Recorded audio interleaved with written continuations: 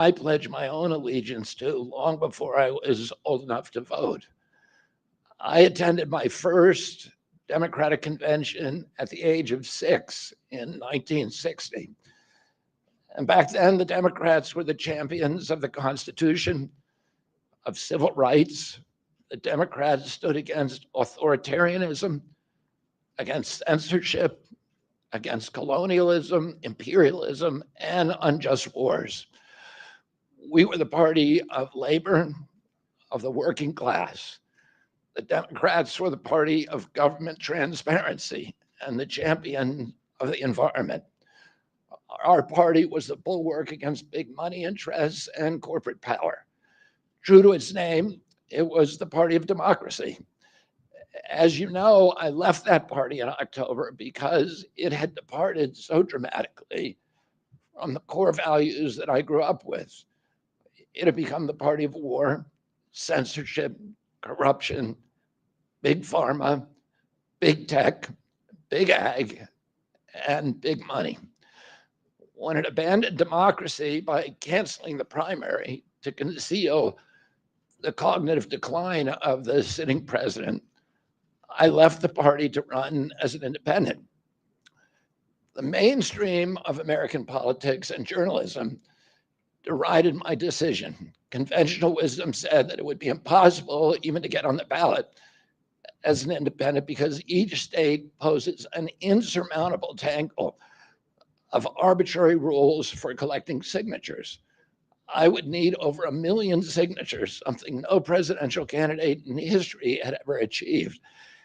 And then I'd need a team of attorneys and millions of dollars to handle all the legal challenges from the DNC.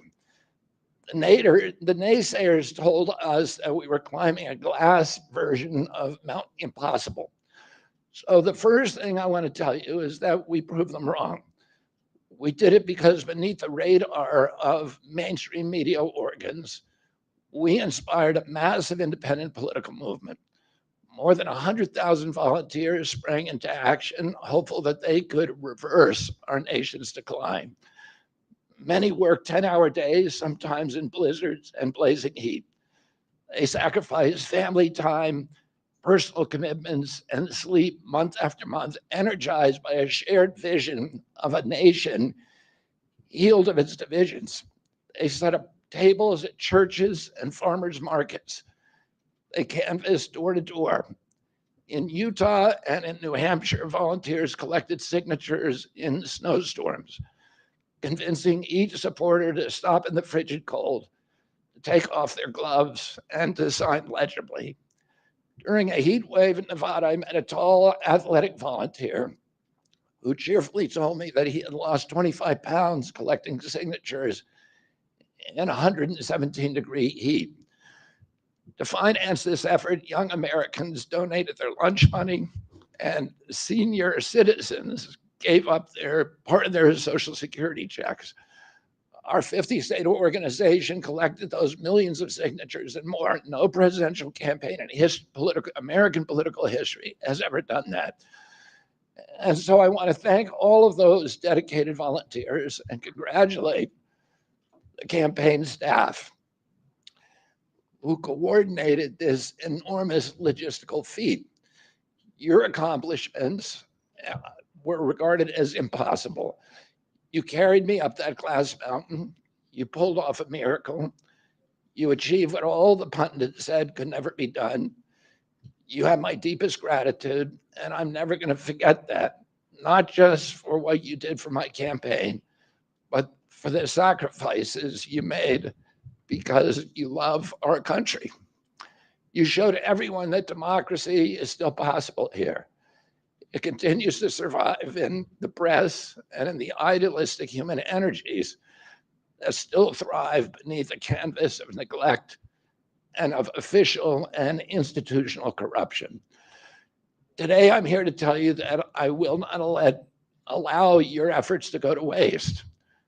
I'm here to tell you that I will leverage your tremendous accomplishments to serve the ideals that we share, the ideals of peace, of prosperity, of freedom, of health, all the ideals that motivated my campaign.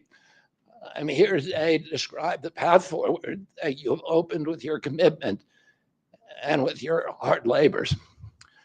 Now, in an honest system, I believe that I would have won the election. In a system the kind that my father and my uncles thrived in, a system with open debates, with fair primaries, with regularly scheduled debates, with fair primaries, and with a truly independent media untainted by government propaganda and censorship, in a system of nonpartisan courts and election boards, everything would be different. After all, the polls consistently showed me beating each of the other candidates, both in favorability and also in head to head matchups.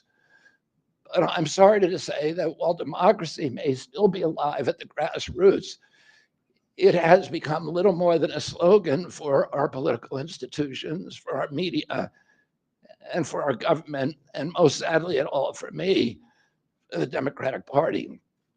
In the name of saving democracy, the Democratic Party set itself to dismantling it, lacking confidence in its candidate, that its candidate could win in a fair election at the voting booth. The DNC waged continual legal warfare against both President Trump and myself. Each time that our volunteers turned in those towering boxes of signatures needed to get on the ballot, the DNC dragged us into court, state after state, attempting to erase their work and to subvert the will of the voters who had signed those petitions. It deployed DNC aligned judges to throw me and other candidates off the ballot and to throw President Trump in jail. It ran a sham primary that was rigged to prevent any serious challenge to President Biden. Then, when a predictably bungled debate performance precipitated the palace coup against President Biden, the same shadowy DNC operatives appointed his successor, also without an election. They installed a candidate who was so unpopular with voters that she dropped out in 2020 without winning a single delegate. My uncle and my father both relished debate. They prided themselves on their capacity to go toe to toe with any opponent in the battle over ideas. They would be astonished to learn of a Democratic Party presidential nominee who, like Vice President Harris, has not appeared in a single interview or an unscripted encounter with voters for 35 days. This is profoundly undemocratic. How are people to choose when they don't know whom they are choosing? And how can this look to the rest of the world? My father and my uncle were always conscious of America's image abroad because of our nation's role as the template for democracy, the role model for democratic processes, and the leader of the free world. Instead of showing us her substance and character, the DNC and its media organs engineered a surge of popularity for Vice President Harris based upon, well, nothing. No policies, no interviews, no debates, only smoke and mirrors and balloons in a highly produced Chicago circus. There in Chicago, a string of Democratic speakers mentioned Donald Trump 147 times just on the first day. Oh, who needs a policy when you have Trump to hate? In contrast, at the RNC convention, President Biden was mentioned only twice in 4 days. I do interviews every day. Many of you have interviewed me. Anybody who asks gets to interview me. Some days I do as many as 10. President Trump, who actually was nominated and won an election, also does interviews daily. How did the Democratic Party choose a candidate that has never done an interview or debate during the entire election cycle? We know the answers. They did it by weaponizing the government agencies. They did it by abandoning democracy. They did it by suing the opposition and by disenfranchising American voters. What most alarms me isn't how the Democratic Party conducts its internal affairs or runs its candidates. What alarms me is the resort to censorship and media control and the weaponization of the federal agencies. When a US president colludes with or outright coerces media companies to censor political speech, it's an attack on our most sacred right of free expression. And that's the very right upon which all of our other constitutional rights rest. President Biden mocked Vladimir Putin's 88% landslide in the Russian elections, observing that Putin and his party controlled the Russian press and that Putin prevented serious opponents from appearing on the ballot. But here in America, the DNC also prevented opponents from appearing on the ballot. And our television networks expose themselves as Democratic Party organs over the course of more than a year in a campaign where my poll numbers reached at times in the high 20s. The DNC allied mainstream media networks maintain a near perfect embargo on interviews with me. During his 10-month presidential campaign in 1992, Ross Perot gave 34 interviews on mainstream networks. In contrast, during the 16 months since I declared, ABC, NBC, CBS, MSNBC, and CNN combined gave only 2 live interviews from me. Those networks instead ran a continuous deluge of hit pieces with inaccurate, often vile, pejoratives and defamatory smears. Some of those same networks and colluded with the DNC to keep me off the debate stage.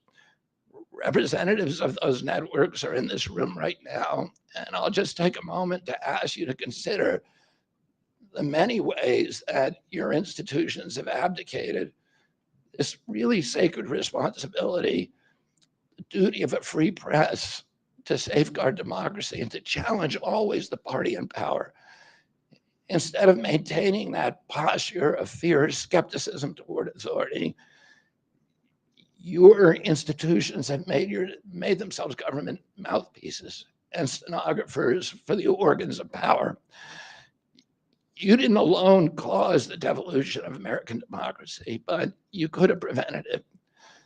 The Democratic Party's censorship of social media was even more of a naked exercise of executive power. This week, a federal judge, Terry Doty, upheld my injunction against President Biden, calling the White House's censorship project, quote, the most egregious violation of the First Amendment in the history of the United States of America. Doty's previous 155-page decision details how just 37 hours after he took the oath of office, swearing to uphold the Constitution, President Biden and his White House opened up a portal and then invited the CIA, the FBI, CISA, which is a censorship agency, it's the center of the censorship industrial complex, DHS, the IRS, and other agencies to censor me and other political dissidents on social media. Even today, users who try to post my campaign videos to Facebook or YouTube get messages that this content violates community standards. 2 days after Judge Doty rendered his decision this week, Facebook was still attaching warning labels to an online petition calling on ABC to include me in the upcoming debate. They said that violates community standards, their community standards. The mainstream media was once the guardian of the First Amendment and democratic principles, and it's joined this systemic attack on democracy. It also, the media justifies their censorship on the grounds of combating misinformation, but governments and oppressors don't censor lies. They don't fear lies. They fear the truth, and that's what they censor. And I don't want any of this to sound like a personal complaint because it's not. I For me, uh, it's all part of a journey, and it's a journey that I signed up with. But I need to make these observations because I think they're critical for us doing the thing that we need to do as citizens in a democracy to assess where we are in this country and what our democracy still looks like, and the assumptions about US leadership around the globe. And are we living up? Are we really still a role model for democracy in this country? Or have we made it, a kind of a joke? And here's the good news. While mainstream outlets denied me a critical platform, they didn't shut down my ideas, which have especially flourished among young voters and independent voters, thanks to the alternative media. Many months ago, I promised the American people that I would withdraw from the race if I became a spoiler. A spoiler is someone who will alter the outcome of the election but has no chance of winning. In my heart, I no longer believe that I have a realistic path to electoral victory in the face of this relentless systematic censorship and media control. So I cannot, in good conscience, ask my staff and volunteers to keep working their long hours or ask my donors to keep giving when I cannot honestly tell them that I have a real path to the White House. Furthermore, our polling consistently showed that by staying on the ballot in the battleground states, I would likely hand the election over to the Democrats with whom I disagree on the most existential issues: censorship, war, and chronic disease. Oh, I want everyone to know that I am not terminating my campaign. I am simply suspending it and not ending it. My name my name will remain on the ballot in most states. If you live in a blue state, you can vote for me without harming or helping President Trump or Vice President Harris. In red states, the same will apply. I encourage you to vote for me. And if enough of you do vote for me, and neither of the major party candidates win 270 votes, which is quite possible. In fact, today our polling shows them tying at 269 to 269. And I could conceivably still end up in the White House in a contingent election. But in about 10 battleground states where my presence would be a spoiler, I'm going to remove my name. And I've already started that process and urge voters not to vote for me. It's with a sense of victory and not defeat that I'm suspending my campaign activities. Not only did we do the impossible by collecting 1 million signatures, we changed the national political conversation forever. Chronic disease, free speech, government corruption, breaking our addiction to war have moved to the center of politics. I can say to all who have worked so hard the last year and a half, thank you for a job well done. Three great causes drove me to enter this race in the first place, primarily. And these are the principal causes that persuaded me to leave the Democratic Party and, and run as an independent. And now to throw my support to President Trump.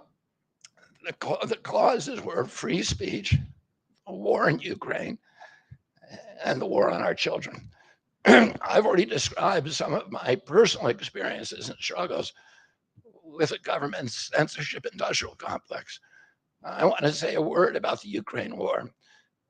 The military industrial complex has provided us with a familiar comic book justification, like they do on every war, that this one is a noble effort to stop a supervillain, Vladimir Putin, invading the Ukraine and then to thwart his Hitler-like march across Europe.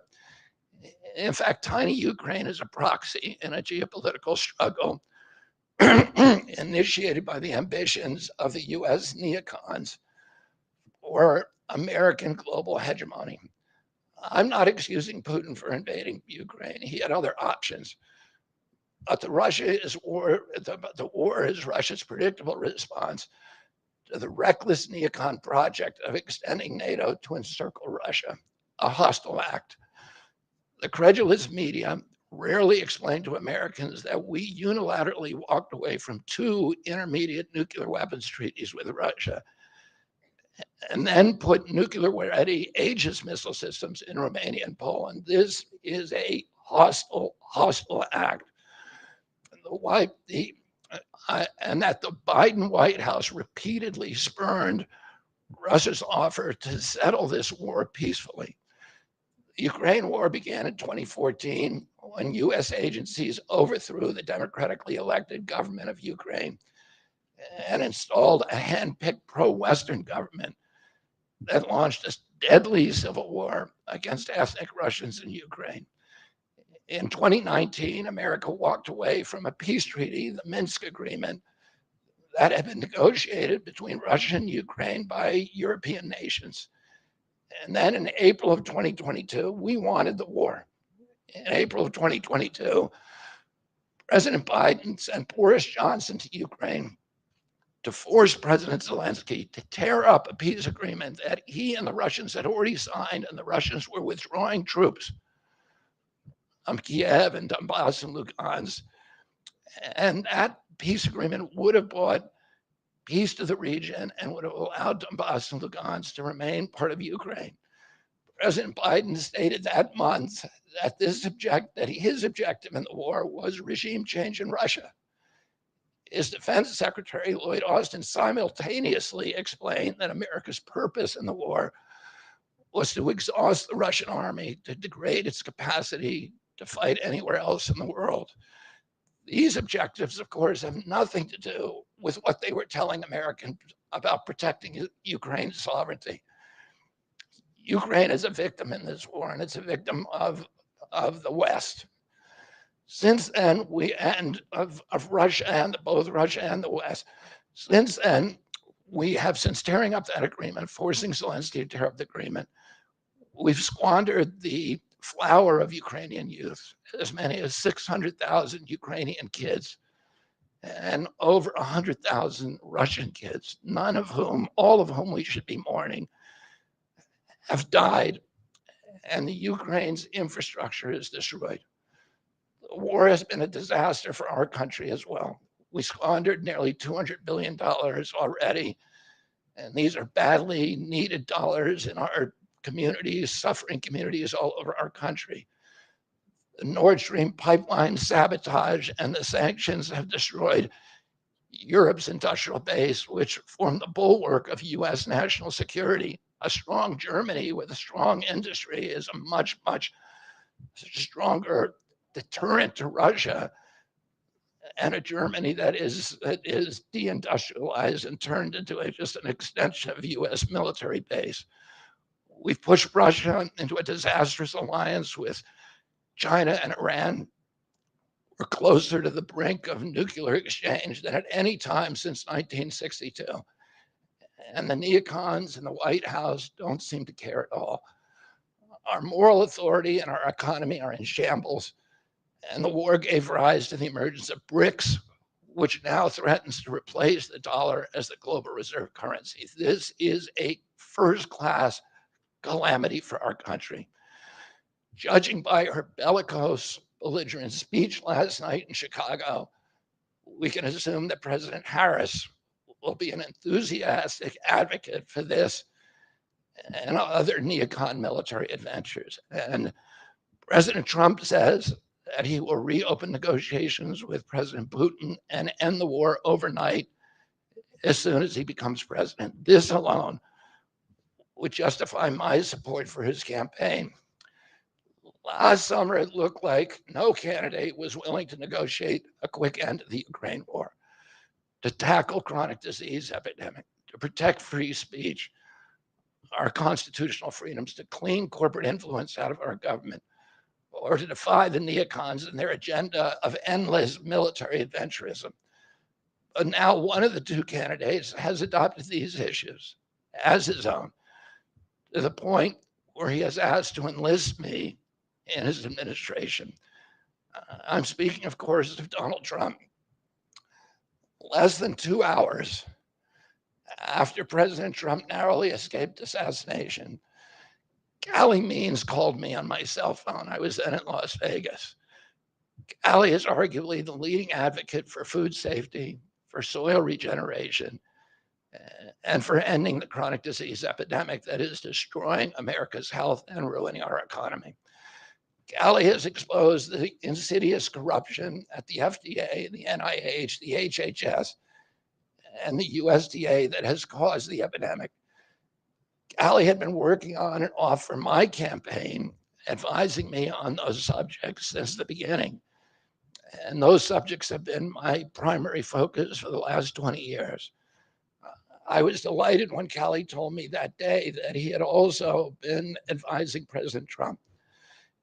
He told me President Trump was anxious to talk to me about chronic disease and other subjects and to explore avenues of cooperation. He asked if I would take a call from the president. President Trump telephoned me a few minutes later, and I met with him the following day.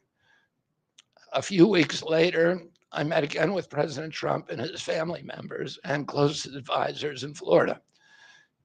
In a series of long, intense discussions, I was surprised to discover that we are aligned on many key issues.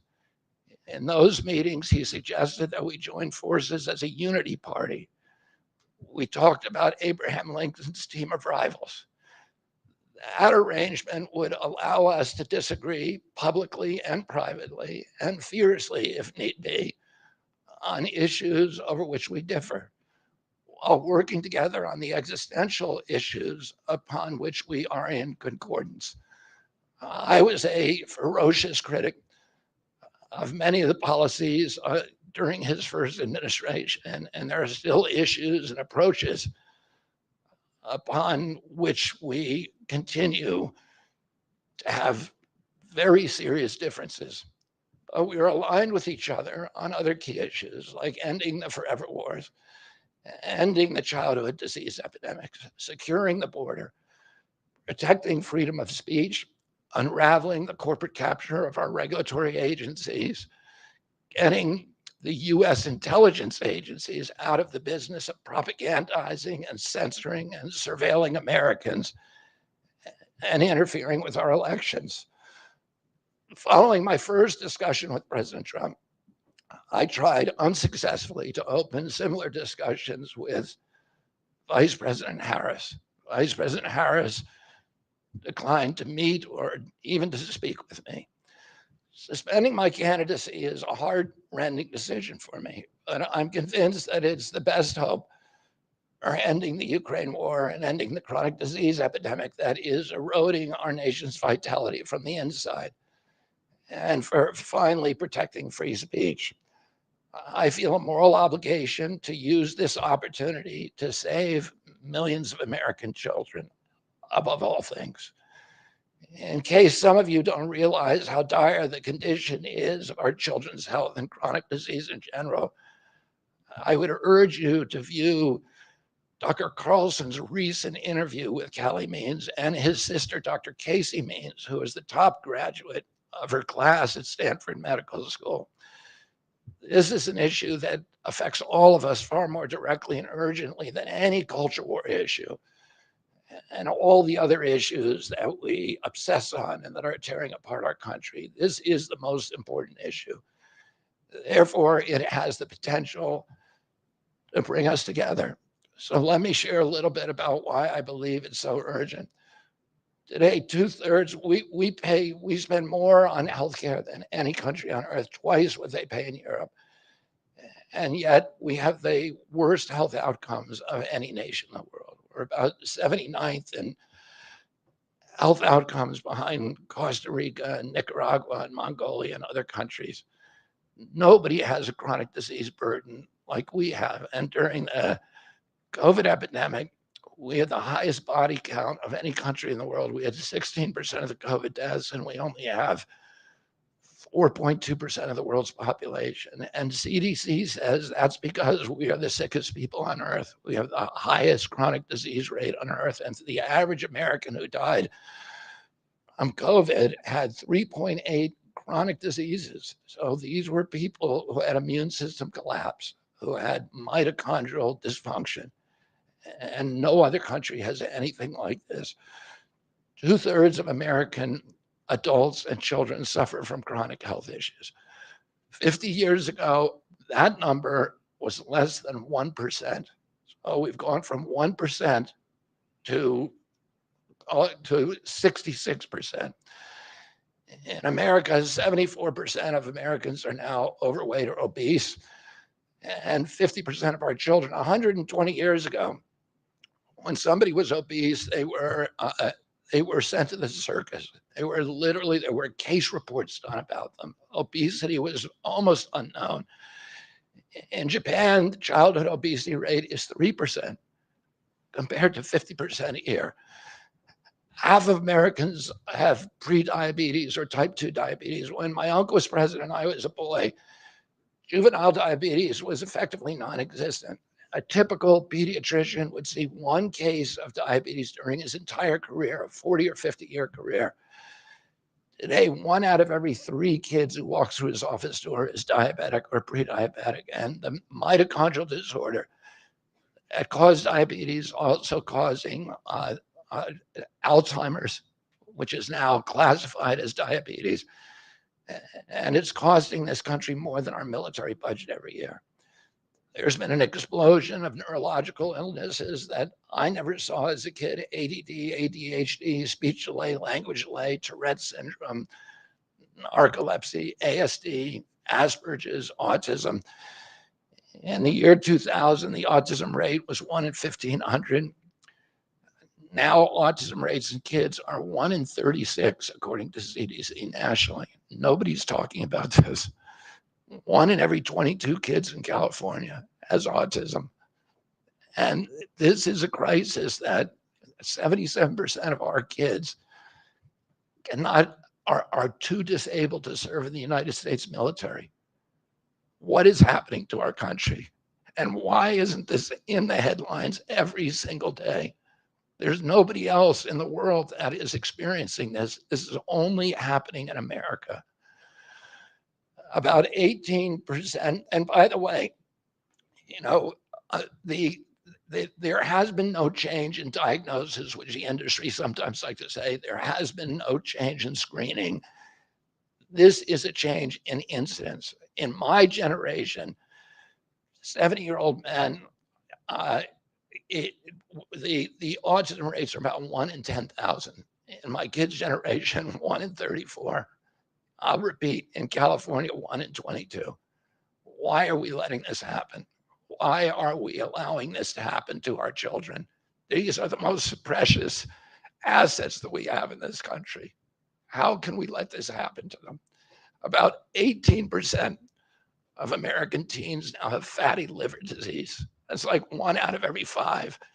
That disease, when I was a kid, only affected late-stage alcoholics who were elderly. Cancer rates are skyrocketing in the young and the old. Young adult cancers are up 79%. 1 in 4 American women is on antidepressant medication. 40% of teens have a mental health diagnosis. And 15% of high schoolers are on Adderall, and 500,000 children on SSRIs. So what's causing this suffering? I'll name 2 culprits. First, and the worst, is ultra-processed food. About 70% of American children's diet is ultra-processed. That means industrial manufactured in a factory. These foods consist primarily of processed sugar, ultra-processed grains, and seed oils. Laboratory scientists many of whom formerly worked for the cigarette industry, which purchased all the big food companies in the 1970s and 80s, deployed thousands of scientists to figure out new chemicals to make the food more addictive.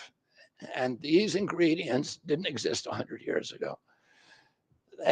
Humans aren't biologically adapted to eat them. Hundreds of these chemicals are now banned in Europe, but ubiquitous in American processed foods. The second culprit is toxic chemicals in our food, our medicine, and our environment. Pesticides, food additives, pharmaceutical drugs, and toxic waste permeate every cell of our bodies. The assault on our children's cells and hormones is unrelenting. To name just one problem, many of these chemicals increase estrogen because young children are ingesting so many of these hormone disruptors. America's puberty rate is now occurring at age 10 to 13, which is 6 years earlier than girls were reaching puberty in 1900. Our country has the earliest puberty rates of any continent on the earth. And no, this isn't because of better nutrition. This is not normal. Breast cancer is also estrogen driven, and it now strikes 1 in 8 women. We are mass poisoning all of our children and our adults. Considering the grievous human cost of this tragic epidemic of chronic disease, it seems almost crass to mention the damage it does to our economy.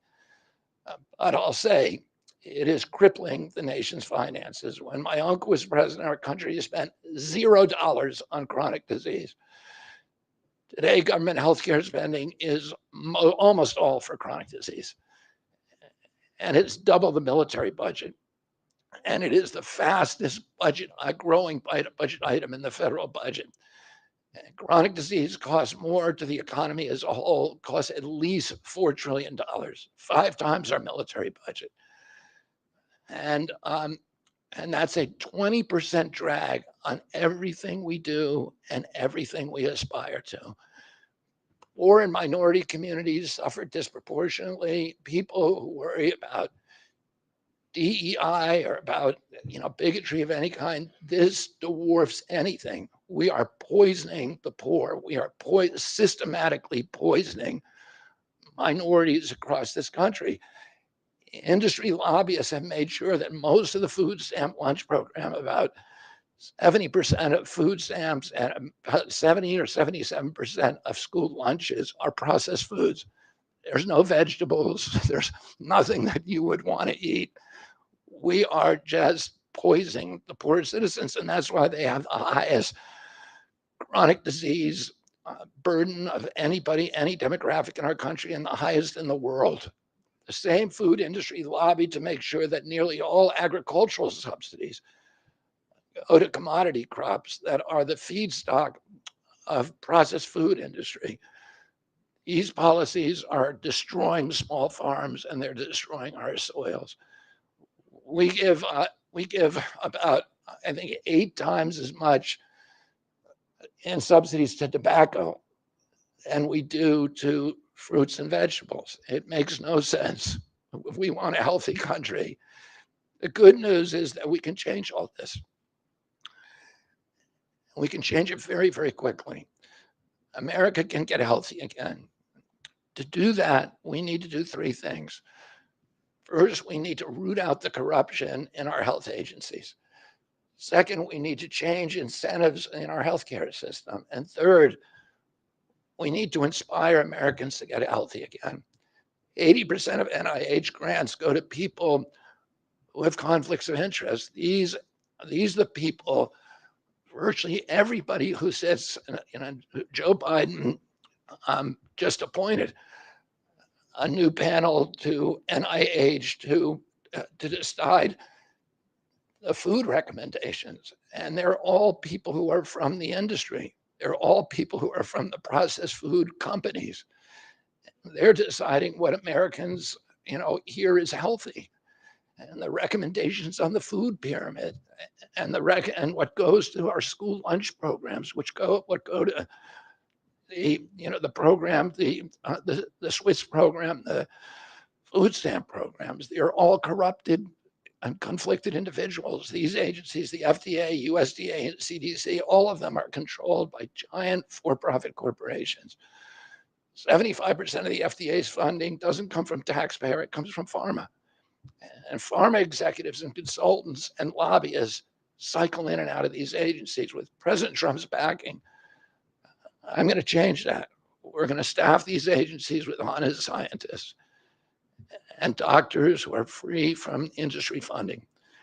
We're going to make sure the decisions of consumers Doctors and patients are informed by unbiased science. A sick child is the best thing for the pharmaceutical industry. When American children or adults get sick with a chronic condition, they're put on medication for their entire life.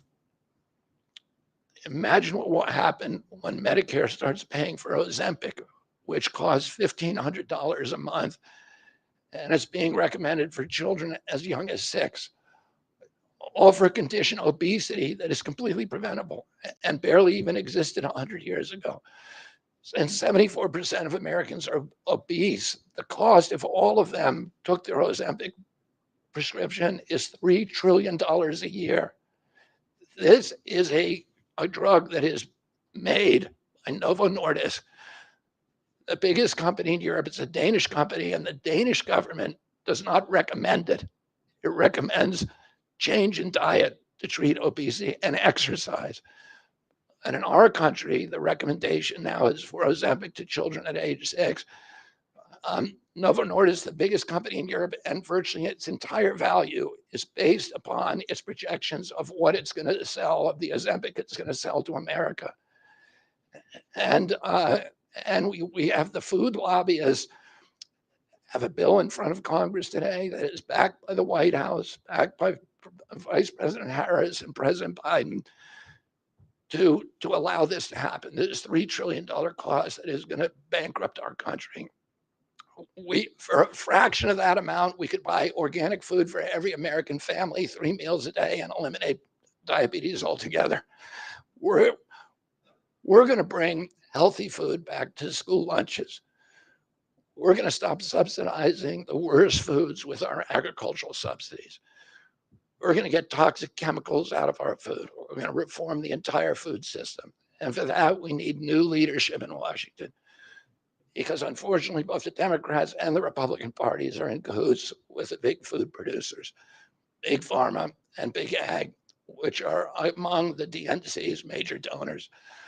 Vice President Harris has expressed no interest in addressing this issue. 4 more years of Democratic rule will complete the consolidation of corporate and neocon power, and our children will be the ones who suffer most. I got involved with chronic disease 20 years ago, not because I chose to or wanted to. It was essentially thrust upon me.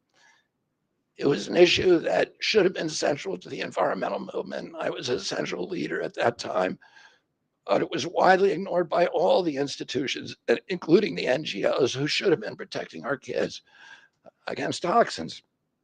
It was an orphaned issue, and I had a weakness for orphans. I watched generations of children get sicker and sicker. I had 11 siblings, and I had 7 kids myself. I was conscious of what was happening in their classrooms and to their friends, and I watched these sick kids, these damaged kids. In that generation, almost all of them are damaged. And nobody in power seemed to care or to even notice. For 19 years, I prayed every morning that God would put me in a position to end this calamity. The chronic disease crisis was one of the primary reasons for my running for president, along with ending censorship in the Ukraine war. It's the reason I've made the heart-wrenching decision to suspend my campaign and to support President Trump. This decision is agonizing for me because of the difficulties it causes my wife and my children and my friends. But I have the certainty that this is what I've meant to do. And that certainty gives me internal peace, even in storms. If I'm given the chance to fix the chronic disease crisis and reform our food production, I promise that within 2 years, we will watch chronic disease burden lift dramatically. We will make Americans healthy again. Within 4 years, America will be a healthy country. We will be stronger, more resilient, more optimistic, and happier. I won't fail in doing this. Ultimately, the future, however it happens, is in God's hands and in the hands of the American voters and those of President Trump. If President Trump is elected and honors his word, the vast burden of chronic disease that now demoralizes and bankrupts the country will disappear.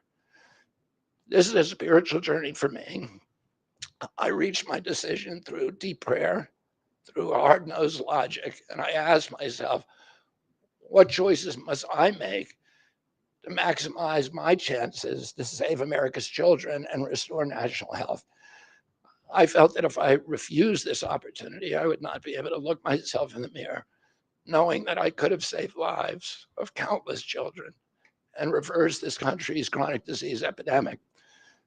I'm 70 years old. I may have a decade to be effective. I can't imagine that President Harris would allow me or anyone to solve these dire problems. After 8 years of President Harris, any opportunity for me to fix the problem will be out of my reach forever. President Trump has told me that he wants this to be his legacy. I'm choosing to believe that this time he will follow through. His son, his biggest donors, his closest friends, and all support this objective. My joining the Trump campaign will be a difficult sacrifice for my wife and children, but worthwhile if there's even a small chance of saving these kids. Ultimately, the only thing that will save our country and our children is if we choose to love our kids more than we hate each other. That's why I launched my campaign to unify America. My dad and uncle made such an enduring mark on the character of our nation, not so much because of any particular policies that they promoted, but because they were able to inspire profound love for our country and to fortify our sense of ourselves as a national community held together by ideals.